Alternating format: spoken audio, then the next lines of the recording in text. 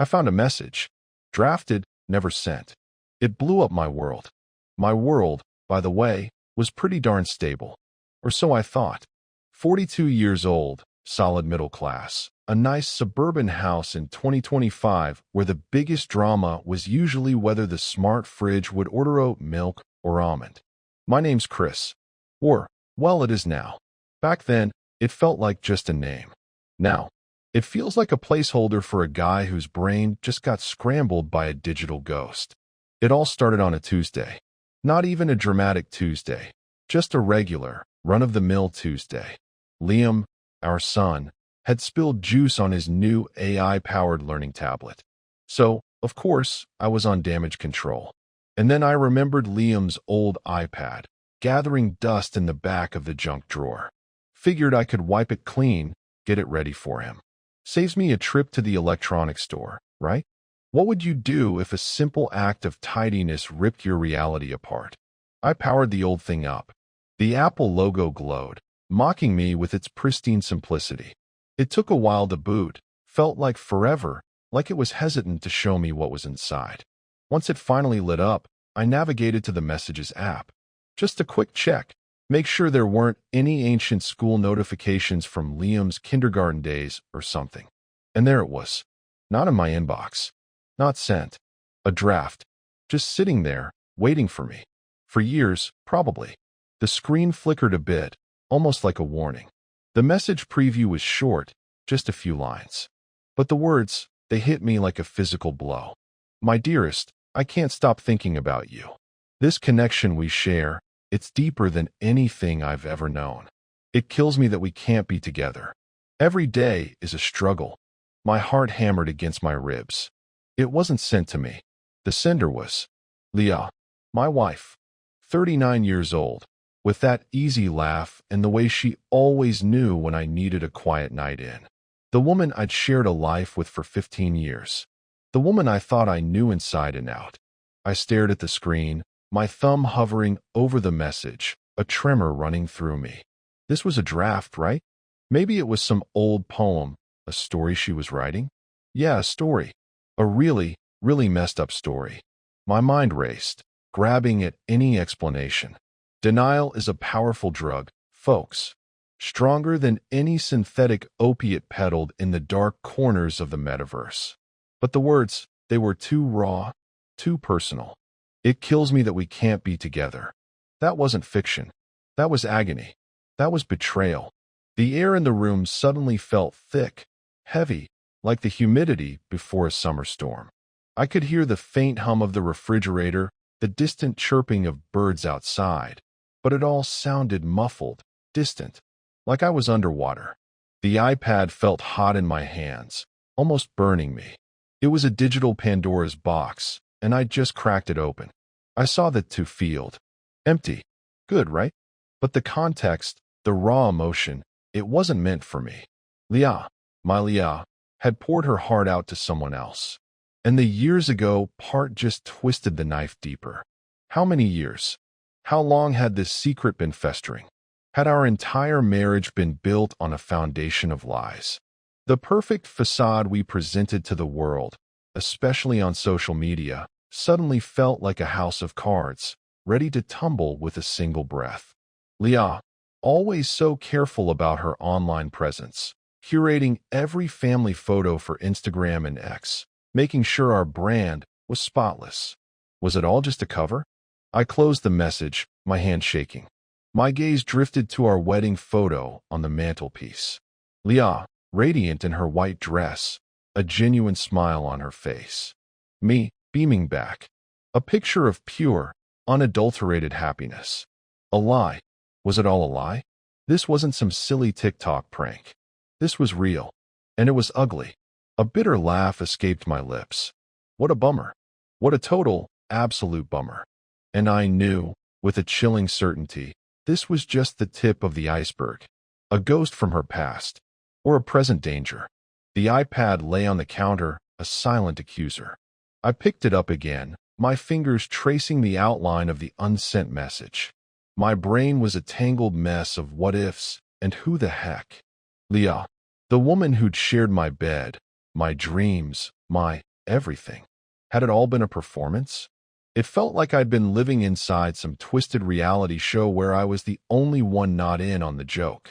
Ever feel like your entire life was just a well-crafted illusion? I paced the kitchen, the familiar scent of last night's coffee suddenly alien. Every creak of the floorboards, every shadow, seemed to mock me. I scrolled back through the messages on the iPad. Nothing. Just Liam's school stuff, some old texts from her mom. That one draft was an anomaly, a digital scar on an otherwise pristine surface. It was like finding a single, blood-red feather in a perfectly white bird's nest. My mind, still reeling, tried to latch onto something. Years earlier, the message implied.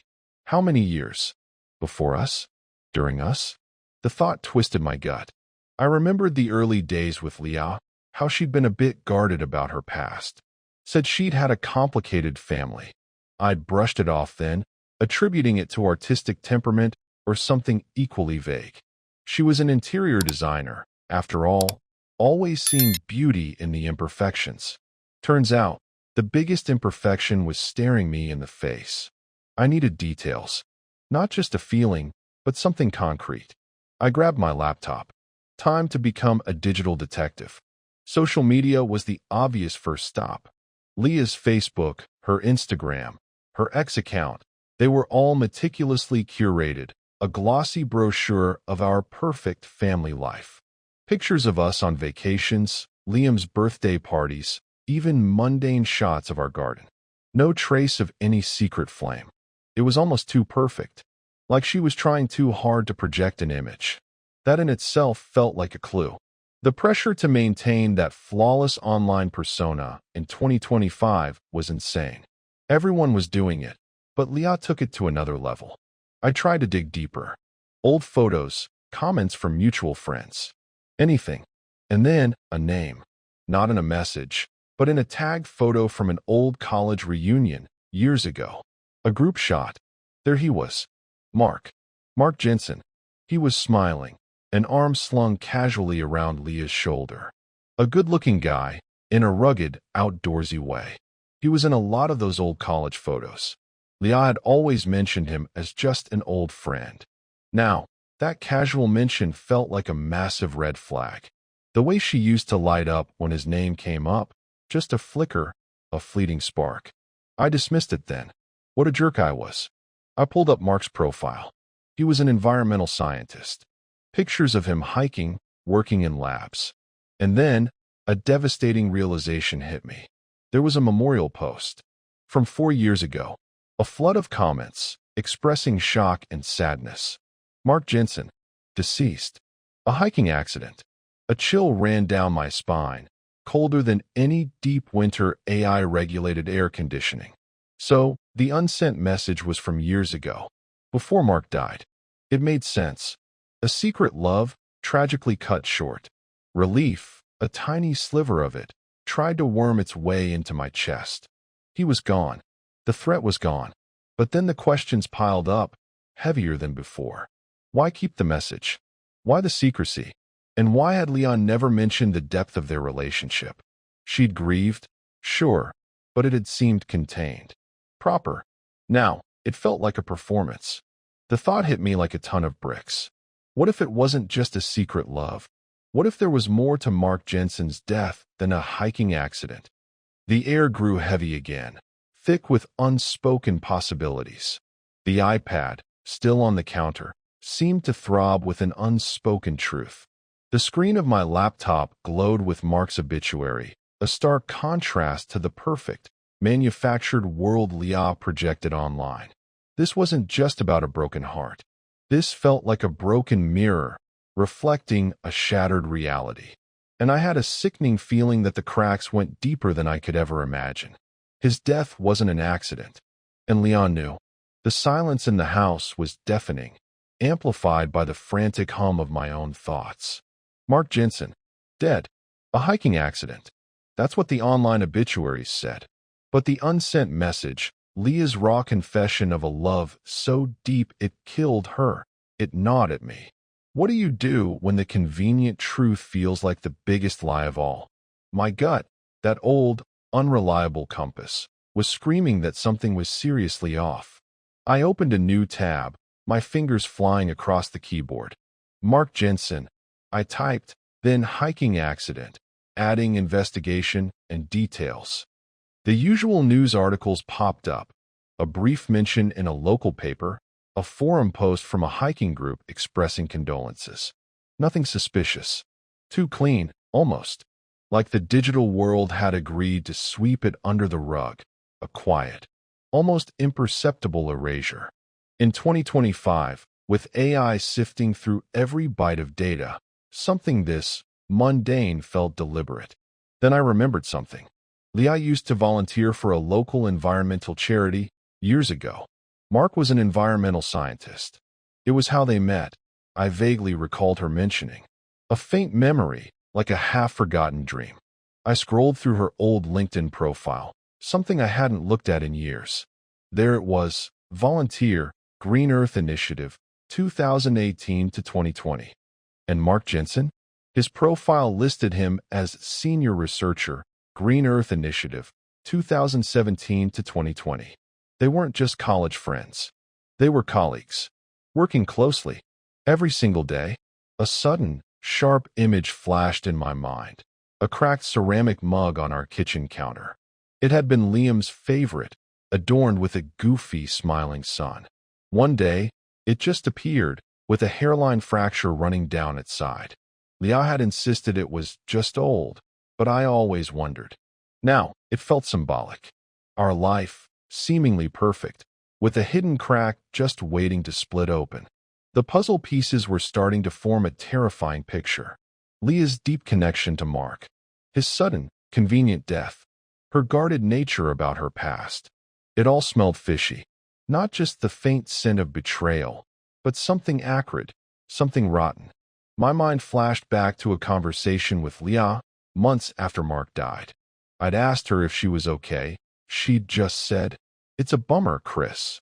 He was a good guy. Life goes on." Her voice had been flat, devoid of any real emotion. I'd attributed it to shock, or her typical stoicism. Now, it felt like a practice line, a performance. I found myself back on Mark's memorial page. One of the comments, buried deep, caught my eye. It was from an anonymous account. Mark was onto something big. They silenced him. Just a few words, easy to dismiss as conspiracy theories, the kind that infest every corner of social media in our hyper-connected world. But coupled with everything else, it struck a chord. They? Who were they? I started cross-referencing. Mark Jensen, environmental scientist. Any connection to large corporations? Any controversial research? I typed Mark Jensen and pharmaceutical into the search bar. My fingers paused.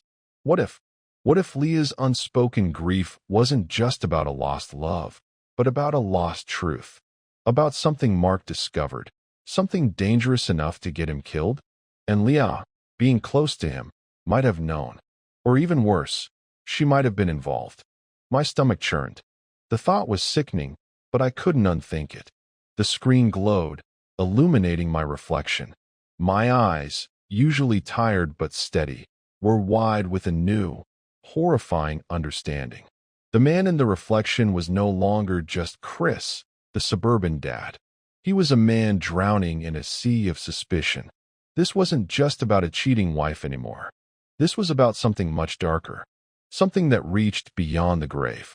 And I had a chilling feeling that the answer lay in the unsent message, not just in what it said, but in what it was trying to hide. A sudden shiver ran down my spine. This wasn't just a betrayal. It felt like a cold, calculated secret. And I was now smack in the middle of it. My wife's secrets run deeper than a lover. They run into the boardroom. The pharmaceutical angle. It felt like a shot in the dark, but in my current state, every flickering possibility was a beacon. I plunged down the rabbit hole of online research, my fingers flying across the keyboard. Mark Jensen, pharmaceutical connections. Any research grants? Any protests? In 2025, corporate giants were under constant scrutiny, especially in the pharma world. One misstep, and TikTok and X would be ablaze. How many skeletons can one family closet hold before it collapses? I found it. A few obscure articles, tucked away on specialized science news sites, mentioning a small, independent research lab Mark had been affiliated with right before his death. They were working on a groundbreaking, plant-based synthetic compound designed to combat antibiotic resistance, a massive issue. But here's the kicker. This compound was a direct competitor to a new, heavily marketed drug by Omnipharm Solutions, one of the biggest players in the industry. A familiar name, too. They had done some interior design work for their regional office a few years back. A weird coincidence. Or was it? A cold wave washed over me. I remembered Leah mentioning something about the Omnipharm project being a real mess, full of last-minute changes and odd demands. At the time, I just shrugged it off as typical corporate shenanigans. Now, it felt like a chilling detail. Was this why she'd been so cagey about Mark? Was she protecting herself or protecting them? The thought was a bitter pill to swallow. My Leah, caught up in something this dark? I found a cached article, dated a few months before Mark's death. It detailed a legal dispute between his small lab and Omnipharm, accusing Omnipharm of intellectual property theft and attempting to strong-arm the smaller company out of the market. The article quoted Mark directly. They'll stop at nothing to suppress innovation that threatens their bottom line. His words, ringing in my ears, felt less like a quote and more like a prophecy. Suddenly, the unsent message on the iPad took on a whole new, sinister meaning. It kills me that we can't be together. Every day is a struggle. Was that about a broken heart? Or was it about a shared burden, a secret that weighed them both down? Was Leah lamenting Mark's death, or the circumstances of his death? My mind raced, connecting the dots. His research, the legal battle, his sudden demise. It painted a picture far more disturbing than a simple affair. I leaned back in my chair, the screen still glowing with Omnipharm's sleek, corporate logo. It looked so innocuous, so clean, but I could almost smell the stench of corruption emanating from it. This wasn't just about a romantic betrayal. This was about corporate intrigue and, potentially, murder. And my wife was somehow tangled in it. The irony wasn't lost on me. Here I was, worrying about my marriage, when it seemed my marriage was just a small piece of a much larger, more dangerous game. I pulled out my phone, thumb hovering over Leah's contact. Should I confront her? What would I even say? Honey, I found an unsent love letter from your dead colleague, and I think he was murdered by the pharmaceutical company you used to design offices for. Yeah, that would go over well. My phone felt like a ticking time bomb in my hand. Then I noticed something else on Mark's profile, a link to a private, encrypted blog he used to maintain. It was password protected, of course. A dead end? Maybe. But a part of me, the part that was now completely wired, knew this wasn't just a dead end. This was the entrance to another rabbit hole. This was where the real secrets lay. The blog's last post was dated the day before his accident. A shiver went through me. This wasn't just about finding out if my wife cheated. This was about finding out the truth, and I had a terrifying suspicion that the truth was going to be far uglier than I could possibly imagine. My perfectly manicured suburban lawn suddenly felt like it was hiding quicksand. I needed to crack that password, and what I found shattered everything. The private blog. Mark's final words. It was my only lead, a digital breadcrumb trail leading into the murky depths of his last days. My hands trembled as I stared at the login screen. It was one of those old-school blogs, probably built on some forgotten platform, where the password hints were notoriously cryptic. Have you ever felt like you were standing on the edge of a cliff, knowing one step forward would change everything? That was me, staring at that blank password field. I tried the obvious. Mark's birthday, Leah's birthday, their anniversary, nothing. I racked my brain, trying to recall any shared inside jokes Leah might have mentioned, any quirky details about Mark. Leah had always been a master of misdirection, a subtle art she'd perfected over years of curating her perfect online image. Now, it felt like a psychological weapon. Then a thought hit me, cold and sharp. The unsent message. My dearest, I can't stop thinking about you. What if dearest wasn't just a term of endearment? What if it was a clue? Mark was an environmental scientist. They had both worked at the Green Earth Initiative. Green Earth. Simple. Too simple. I tried it. Green Earth. Nothing. Earth green. Still no. I remembered Leah talking about how Mark was obsessed with a specific endangered plant species, a rare orchid he'd discovered on a research trip years ago. She'd mentioned it once, almost casually, during a dinner party. He named it Vespera, she'd said, a soft, almost wistful look in her eyes. Vespera, the Latin word for evening star. A beautiful, melancholic name. Could it be? I typed Vespera into the password field. Enter. A heartbeat later, the screen flickered, and then a flood of text. I was in. The blog was raw, unedited. It wasn't just a diary. It was a research log, filled with scientific jargon, field notes, and desperate pleas. Mark's final entries were frantic, almost paranoid. He wasn't writing about a love affair. He was writing about a discovery. A horrifying one. He'd found evidence that Omnipharm Solutions wasn't just suppressing his antibiotic compound. They were actively developing a counterfeit version of it, a highly unstable and dangerous variant, to release into the market first. It was designed to mimic his compound's effects, but with severe, long-term side effects that wouldn't show up for months. And the kicker?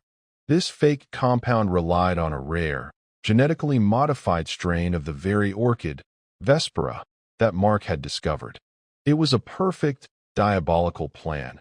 Monopolize the market, eliminate competition, and hide the side effects under the guise of an unexpected reaction to the real plant. The audacity of it, the sheer greed, made my skin crawl. The air in the room suddenly felt heavy, thick with the stench of corporate evil. My eyes darted across the screen, devouring every word. Mark detailed how Omnipharm had tried to buy him out, then threatened him, then actively sabotaged his research. And then, in his very last entry, dated the day before his accident, he wrote, "They know I'm onto them. I've sent everything to Leah. She's the only one I trust. If anything happens to me, she'll expose them. She knows where the proof is." My blood ran cold. Sent everything to Leah. She's the only one I trust. She'll expose them. Leah, my wife. She wasn't just a secret lover. She was a silent guardian of Mark's truth. And she'd kept it hidden from me for years. Not because of a romantic betrayal, but because she was carrying a burden heavier than I could ever imagine. A burden that put her in direct danger from a ruthless, powerful corporation. This wasn't about sex. This was about survival. And about a terrifying secret that had been festering beneath the surface of our seemingly normal life. The image of our wedding photo, once a symbol of trust, now felt like a cruel joke. Leah hadn't just cheated on me. She'd withheld a truth that could destroy us all. And now, I was part of it. My wife was a target, and I was now standing in the crosshairs. The words from Mark's blog hammered in my head, a relentless drumbeat of dread. She knows where the proof is. She'll expose them. Leah wasn't just a witness. She was holding the smoking gun, a target painted squarely on her back. And by extension, on mine. This wasn't some convoluted corporate thriller playing out on Netflix. This was my life. Our life. How do you confront your wife about a secret that could get her killed? My gaze drifted to the window. Outside, the suburban street looked deceptively peaceful.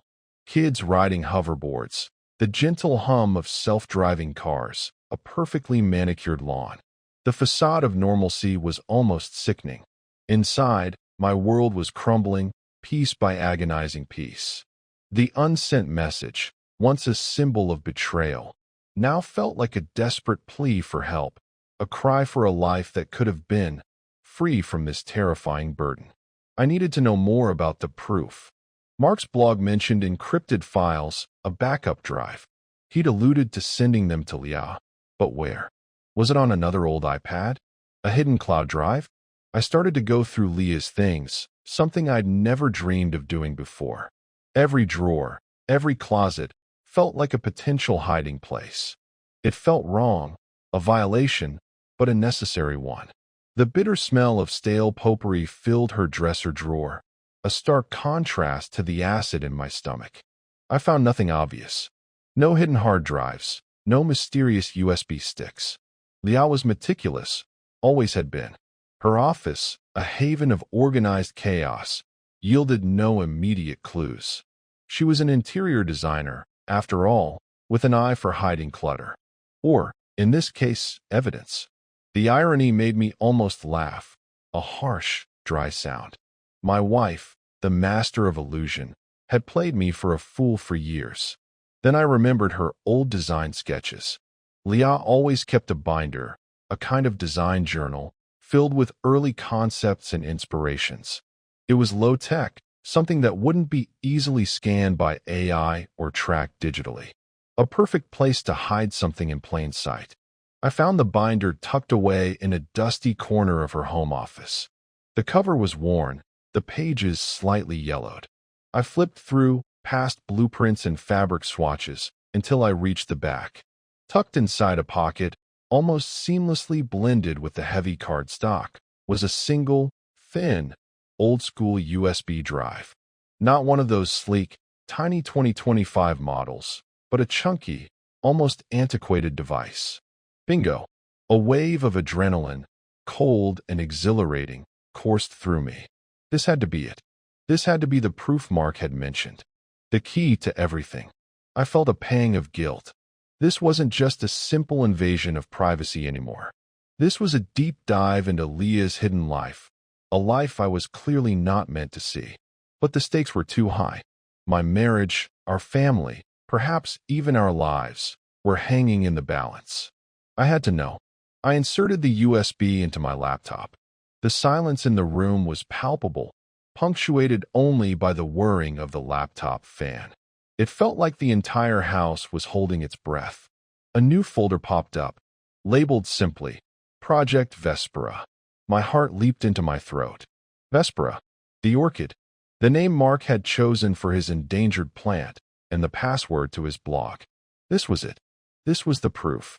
But as I clicked on the folder, a small, pop-up window appeared. Encryption key required. Another barrier. Of course, it couldn't be that easy.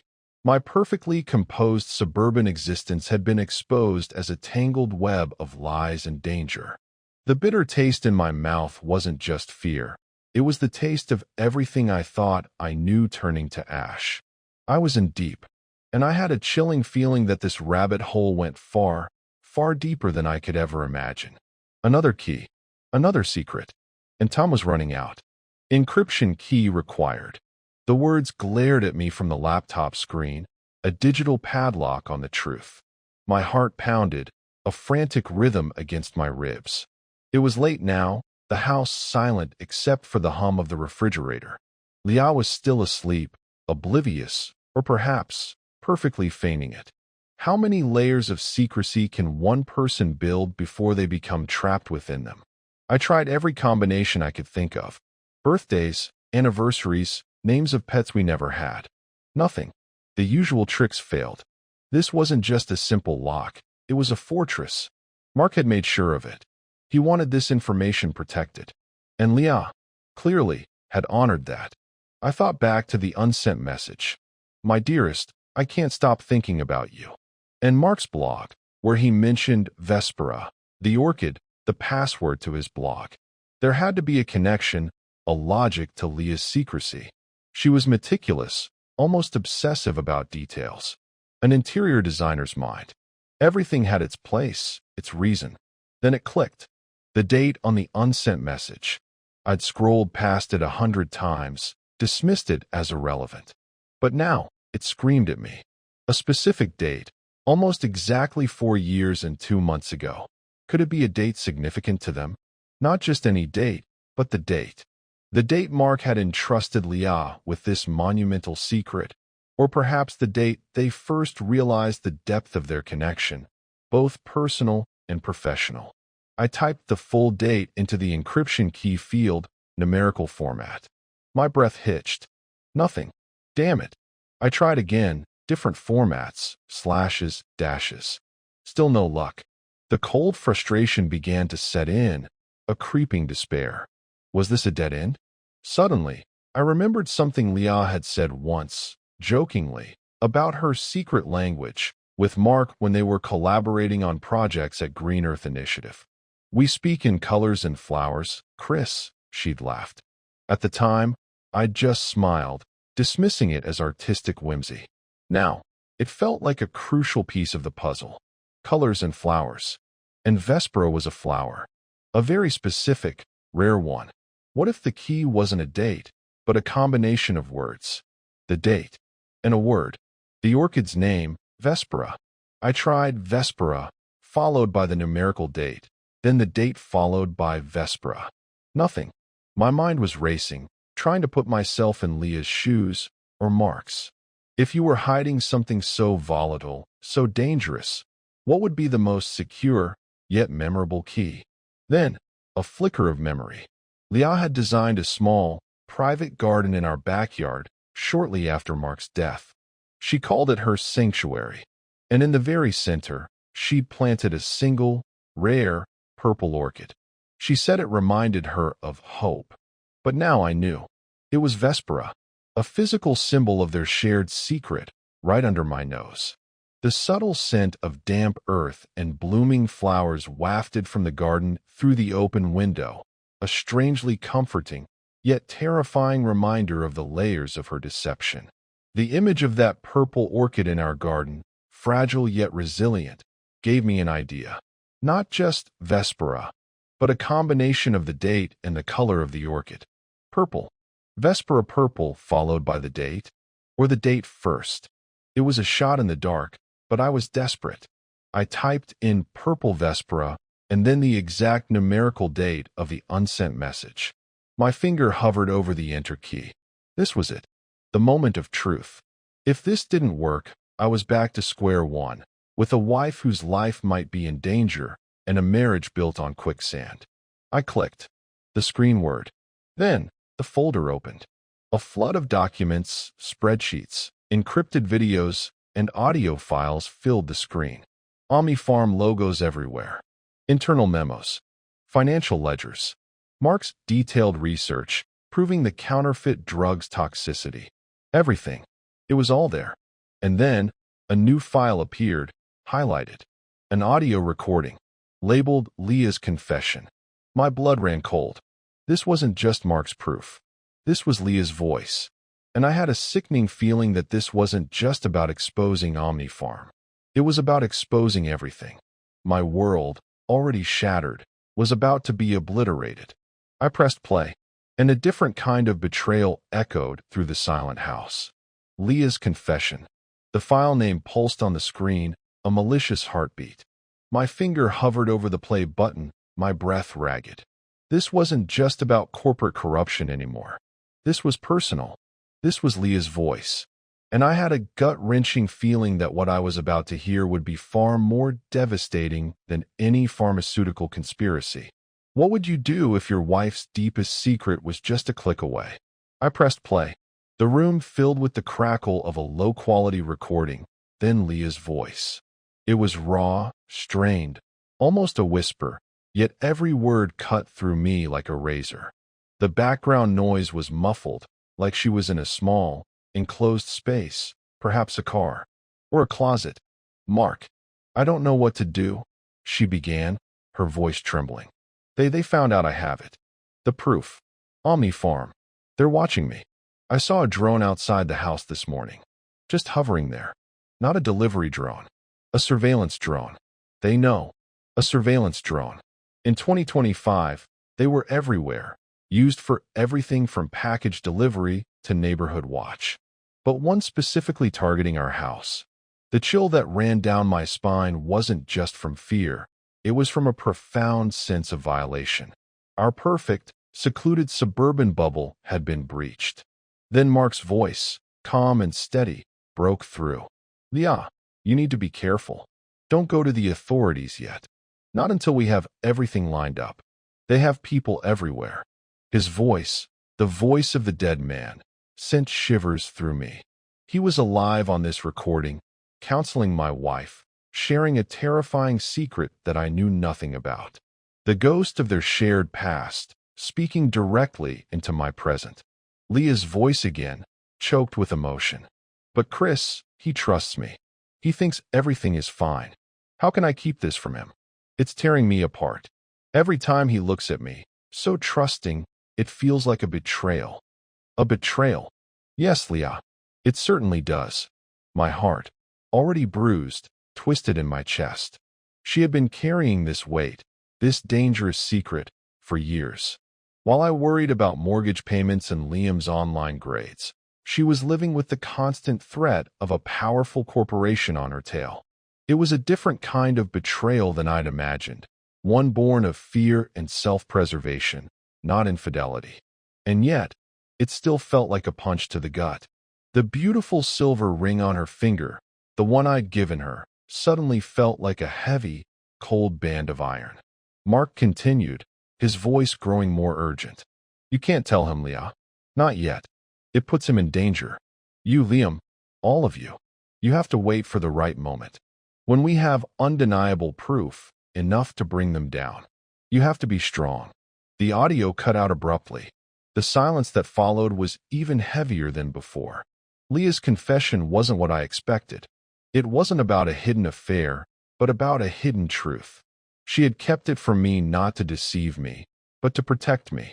And Liam, my initial anger began to warp into a new, complex emotion, a strange mix of fear, a grudging admiration for her courage, and a profound sense of isolation. She had faced this monstrous threat alone, while I had been blissfully, ignorantly, living my suburban dream. But there was still a piece missing. Why was she the one he trusted with everything? Why not a lawyer or a journalist? The unsent message replayed in my mind.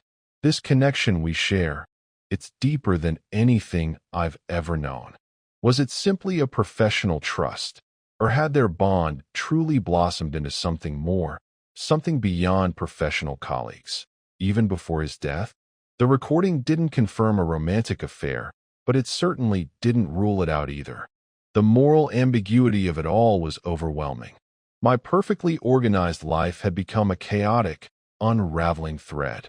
And I knew, with a chilling certainty, that confronting Leah would unleash a storm far greater than any domestic dispute.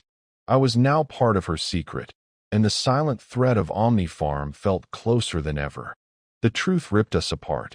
But in the ashes, a new kind of fight began. The sun was just beginning to peek over the horizon, painting the sky in bruised purples and grays. The peaceful suburban street looked utterly alien. I had barely slept, the weight of Mark's files and Leah's secret pressing down on me. I knew what I had to do. How do you rebuild a life, or yourself, after everything you believe crumbles? I walked into our bedroom. Leah was stirring, her eyes fluttering open. She looked tired, vulnerable. My stomach clenched. Leah, I said, my voice surprisingly steady. We need to talk. About Mark. And Omnifarm. Her eyes snapped open fully, a flash of fear, then a carefully constructed mask of surprise. Chris, what are you talking about? Her voice was a little too casual, a little too innocent. I found the iPad, I said, holding up the old device. The unsent message. And then, Mark's blog. The Project Vespera files. I know everything, Leah. The mask crumbled. Her face drained of color, leaving her pale and drawn. She sat up, pulling the duvet tighter around her. Chris, I wanted to tell you, but I couldn't. I was protecting you. Protecting Liam. Her voice was a ragged whisper. The fear in her eyes was real, raw, protecting us by letting us live a lie.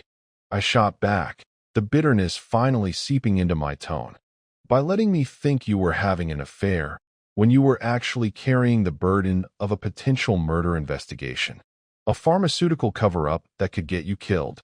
It felt good to finally unleash it, even if it hurt like heck. She flinched. It was complicated, Chris. After Mark, after his accident, I tried to go to the authorities.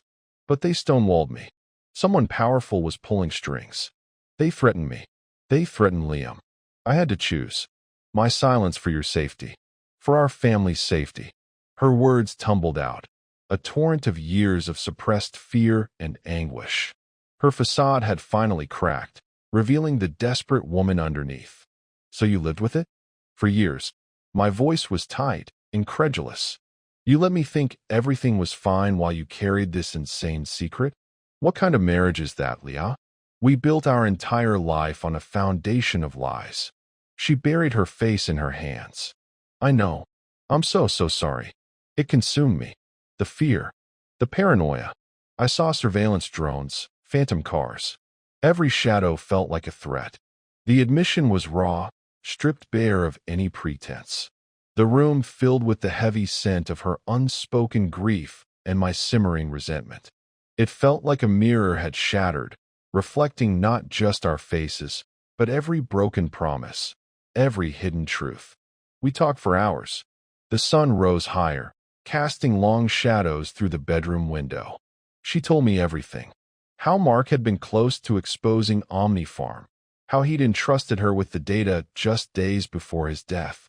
How the threats had started immediately after, subtle at first, then escalating. How she'd learned to live with the constant, low-grade hum of fear, perfecting the art of a normal suburban life, while her world was a ticking time bomb. The unsent message wasn't a confession of infidelity, but a desperate cry to a kindred spirit, a lament for the life they could have had if truth hadn't been so deadly. In the end, there was no grand reconciliation, no Hollywood ending. The revelation, while explaining everything, had also irrevocably changed us. The trust, once so solid, was now a fractured landscape. How do you ever truly trust someone again after years of such profound deception, no matter the motive? The silence between us, after all the words had been spoken, was deafening.